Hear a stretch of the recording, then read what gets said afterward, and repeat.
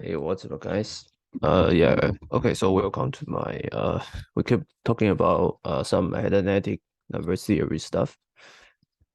I recently feel like life is hard, so yeah, hopefully you guys can subscribe.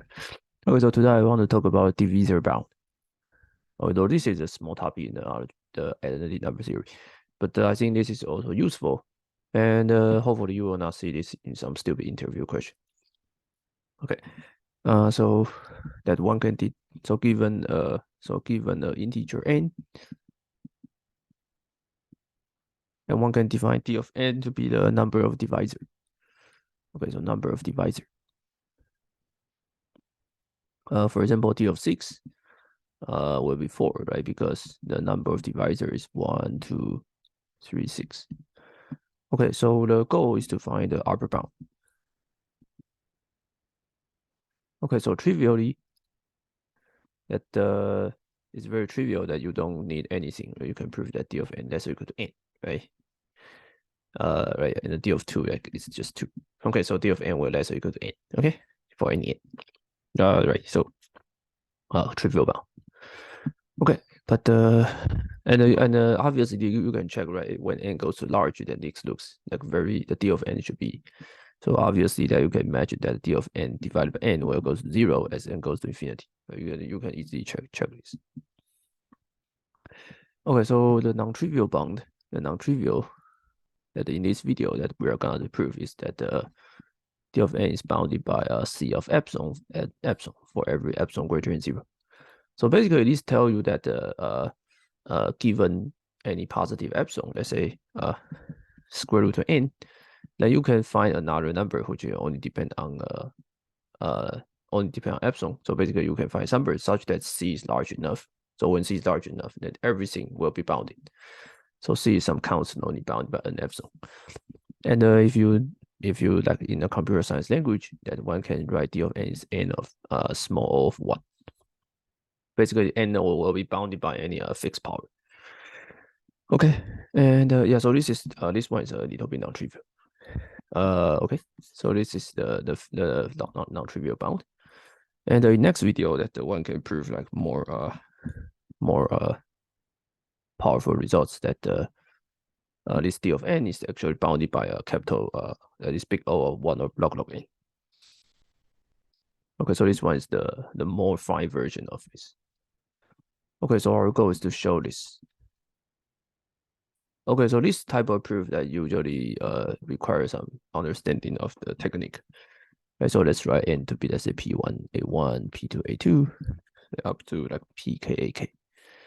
And then we know that we have formula for this d of n, right? It will be a1 plus 1, a2 plus 2, ak plus k. And this is like easily proved by probably in the elementary school or whatever. But you know how to prove this, right? Because this means that in the first prime factor, you can choose either 0, p1 to the 0, or up to p1 to the a1. So you have a1 plus 1 choice, and this a2 plus 1 choice, up to ak plus 1 choice. Okay, and okay, so our goal is to show that this guy goes to 0 for every epsilon goes to 0. Okay, or basically we want to show that this guy is bound. Okay. Or basically we want to show that d of n divided by n of epsilon is bounded by c epsilon for some fixed c. So our goal is to find c epsilon depend on c. Depend on epsilon. Okay. Okay, so idea is that we can write this as a product of let's say j from 1 to k, and aj plus 1, and p of j epsilon aj. So they just plug these two into this.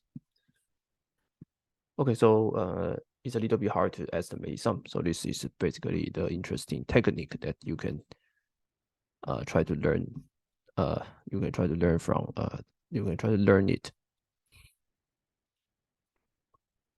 Okay, so for given epsilon greater than 0, that I separate this into 2. Okay, so because I want to, so you should imagine that 1 over epsilon will be some scale, be some weird scale.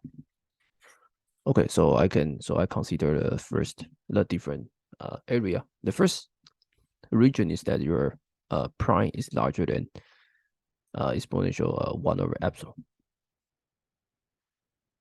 Okay, so in this case, right, one can easily see that your pj epsilon aj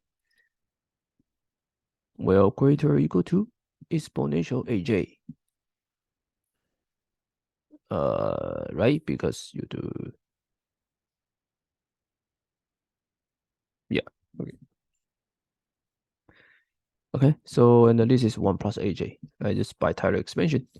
So this tells you that 1 plus aj divided by p aj epsilon aj will less or equal to 1.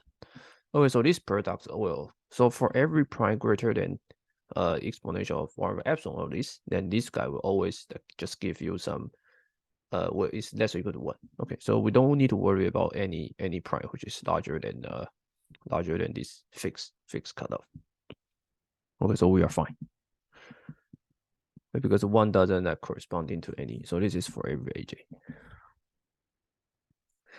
Okay, so now we need to consider pj less than exponential of 1 over epsilon, and then this part that we see this, right? So you can see that the aj plus 1 divided by pj epsilon aj will goes to 0 as aj goes to infinity.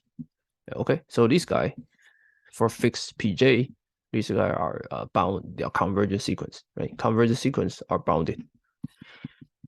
Okay, so convergent sequence are bounded.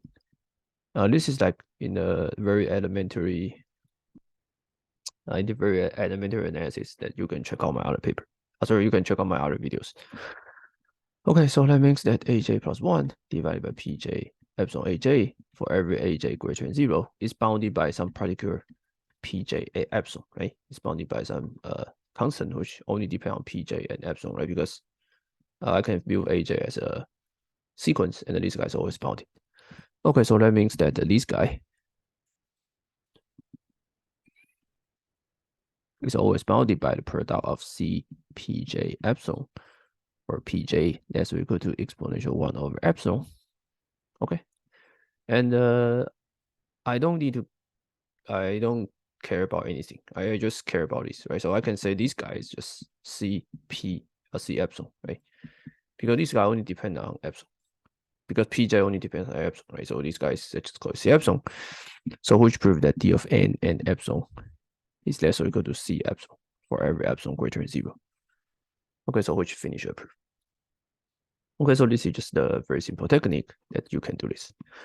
Okay, so now let's talk about application of divisor bound. Okay, so this is a very interesting proof, very interesting way to talking about divisor. Okay, I should pronounce it as divisor. Sorry, I'm stupid. Okay, so you can use this to determine the number of solutions in some Diophantine equation. For example, first one, let's consider xy equals n, and the xi are greater positive integer. And then the number of solutions for this is just very simple, right? Just ask the division, the divisor of n. So the number of solution, n most n to the O1. Okay, by our proof. And also you can use this. You can ask, well, how about a solution of this? It's still the same, right? You got x minus y, x plus y is n. Okay, so you still get a number of solution is less or equal to n of 1. And for this one, that you can also ask, right? You can ask, oh, what is the number of solution of this? Or this, and in this case, all these are factorizable, right? So this gives you like x minus y, x squared plus xy plus y squared, and then this also gives you x plus y, x minus squared minus xy plus y squared. So however, just some factor, right? So you can always get another solution in the n of O1. Okay, and actually there are more like more interesting results that you can use. Okay, so see you guys next videos.